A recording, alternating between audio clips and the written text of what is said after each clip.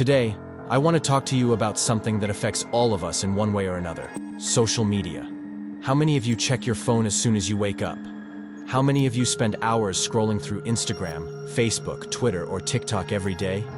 In this video, I will explain how social media drains you, why you crave instant dopamine, what content addiction is, and how it is affecting society.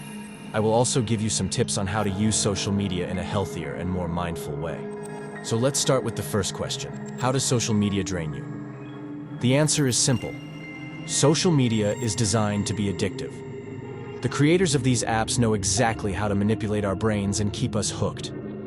They use a technique called variable reward, which means that every time we use social media, we get a different outcome. Sometimes we get a like, a comment, a follow, or a message, and sometimes we don't. This unpredictability keeps us curious and excited, and triggers the release of dopamine in our brains. Dopamine is a chemical that makes us feel good and motivates us to repeat behaviors that give us pleasure. But here's the catch. The more dopamine we get, the more we want. And the more we want, the more we use social media. And the more we use social media, the more we become desensitized to dopamine. This means that we need more and more stimulation to get the same level of satisfaction, and we become less and less happy with our real lives. This is how social media creates a vicious cycle of addiction and drains us of our energy, our creativity, and our joy. Now, you may be wondering, why do we crave instant dopamine? The answer is, because we are human. We are wired to seek rewards that help us survive and thrive, such as food, water, sex, and social connection. These rewards are natural and healthy, and they release dopamine in our brains in moderate amounts. However, in our modern society, we have access to artificial and unnatural rewards that hijack our dopamine system and give us a huge surge of pleasure. These rewards include drugs, alcohol, gambling, pornography, and, of course, social media. These rewards are easy to get, but they are also short-lived and empty. They do not satisfy our deeper needs, and they often come with negative consequences, such as addiction, withdrawal, guilt, shame, and isolation.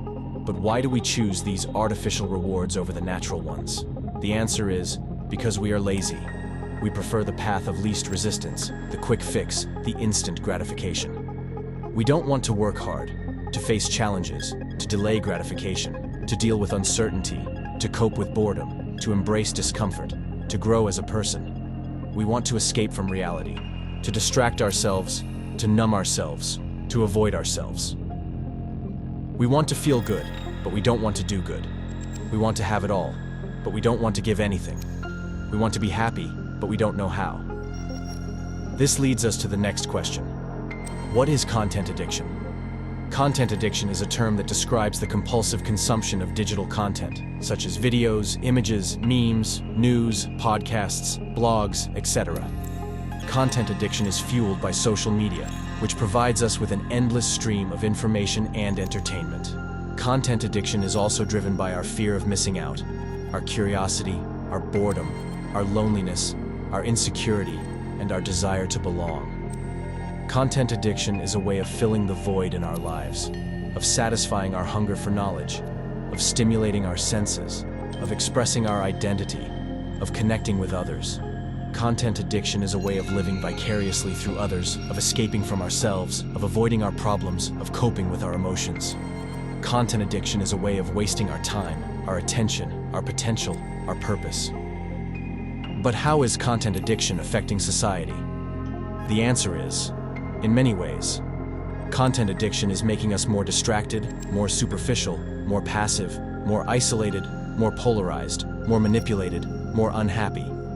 Content addiction is reducing our attention span, our critical thinking, our creativity, our productivity, our empathy, our communication, our relationships, our well-being. Content addiction is increasing our stress, our anxiety, our depression, our insomnia, our addiction, our violence, our misinformation, our extremism, our dissatisfaction. Content addiction is changing our brains, our behavior, our culture, our values, our society.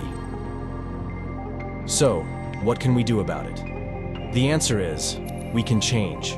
We can break free from the cycle of addiction and reclaim our power over social media.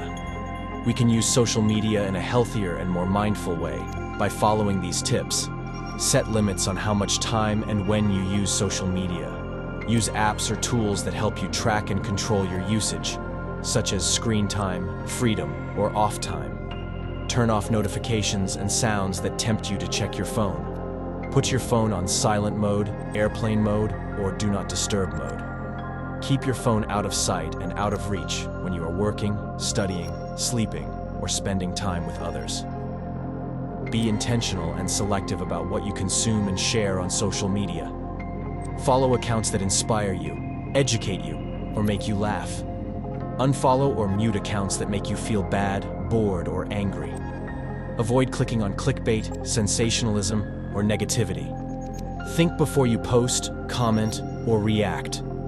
Ask yourself, is this true, helpful, kind, necessary, or respectful? Engage in meaningful and authentic interactions on social media. Use social media to connect with people who matter to you, who support you, who challenge you, who enrich you. Use social media to express yourself, to share your passions, to learn new things, to contribute to causes, to make a difference. Use social media to enhance your real life, not to replace it. Balance your online and offline activities. Make time for hobbies, interests, and passions that do not involve screens. Read a book, play an instrument, draw a picture, write a poem, cook a meal, learn a skill, start a project, join a club, volunteer for a charity, etc. Cultivate healthy habits that nourish your body, mind, and soul. Eat well, sleep well, exercise well, meditate well, relax well, laugh well, love well, live well. Find joy and meaning in the simple things, the natural things, the real things. Appreciate what you have, be grateful for what you get, and strive for what you want. These are some of the ways that you can use social media in a healthier and more mindful way. I hope you found this video helpful and informative. If you did, please give it a thumbs up, leave a comment, and subscribe to my channel.